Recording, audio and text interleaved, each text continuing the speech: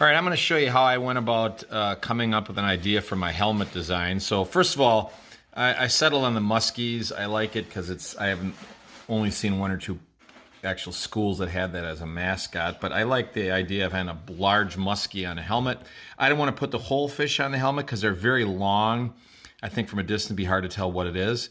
They have a real distinctive looking face, so I just kind of sketched a general helmet. I want my fish to sort of cover the helmet and connect in the back, similar to the way the Seattle Seahawks do. So what I did is, first of all, I had to find some pictures of what a muskie looks like. I'm going to go with something called a tiger muskie.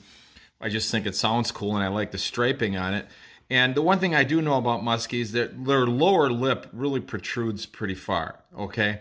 And here's sort of a drawing that somebody did of a tiger muskie. Here's an actual photo of a tiger muskie, and you can see once again his lip is coming out pretty far. Now these are some other versions I found of artists that did muskies. Now I really love this black and white version one, so I did take some things from this. But I wanted to make, to me this looks a little bit more like a salmon, if you know what that looks like. So I wanted to bring this out a little bit and change some features on here. But I do like the fact that you can see these fins here. I think it looks less like a snake than if I got rid of those fins. Here's another version of a muskie, and you can see his lip is protruding pretty far. So what I did on mine, I just did a sketch here, and you'll see that I animated his eye a bit by giving him just a little bit of a brow to give him a little bit more of a fierce, angry look, but I don't think muskies are capable of an angry look. Also, I know they have teeth, but the teeth are small, but they have a lot of them. So I love the way this artist kind of left the teeth as little white marks in here. So I'm doing something similar to that. And I like the mouth being open like this. So this is the beginning of my drawing. And now I'm going to clean it up so it's a real, it looks like a graphic image. I'm going to make the lines, some lines thin, some lines thick, and you'll come back and see it in a minute. All right, here's my drawing after it's been cleaned up a bit. So what I did is I went over the pencil drawing with a Sharpie. That way I could have some lines that are very thick, some lines that become very thin and thick, so it's got a variety of line qualities here. I made sure I closed this in because I plan on doing this in with a dark outline, and then I want to use, when I look at this tiger's, it's got sort of a darker green and then sort of a pale green as these trail off. So I'm thinking I'm going to do my fish in like greens. So what I'm going to do is, for these stripes, I outlined them only so I could click a color in here with Photoshop, but I'm going to get rid of these outlines. I don't like these black outlines on the stripes. I'm just going to have these as darker green sort of tiger stripes. I'm going to put it on a lighter green background. I'm going to leave the jaw and some of the areas around the gills and the belly really light so that they really jump out. And so I'm going to do that all on Photoshop, and then I'll show you how to convert that into Illustrator, and then how to get that on a helmet.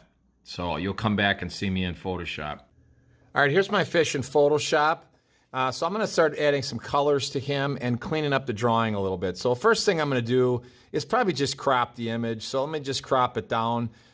I don't need all this background stuff going on here, so I'm going to make this a little bit smaller, a little tighter, and I'll be putting this on a helmet later. Okay, now another thing.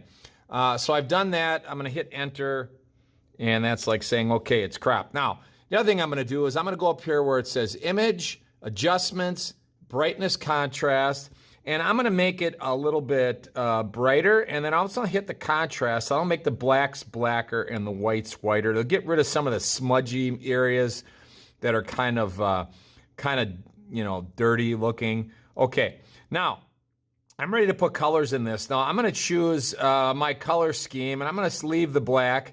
I'm going to go with a green and gold, kind of Packers, but I'm going to go with more of a lime green for the lighter areas, a little dark green for the stripes, and then the belly is going to be like a pale yellow, not a bright yellow like the Packer. So I plan on using kind of that color scheme on this fish. Okay, and you'll see in a minute how I go about that.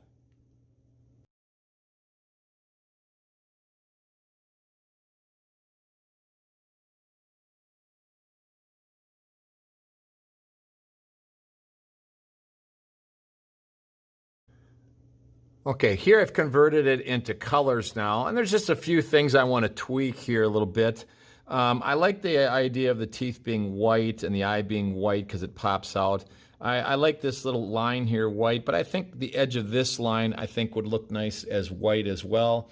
So I'm just going to take my eyedrop that white background, just add a little spot of white right there. That way, I can zoom in here. I can zoom in, and I'm going to take my paint bucket and just fill that in white as well. So I got a little white line there.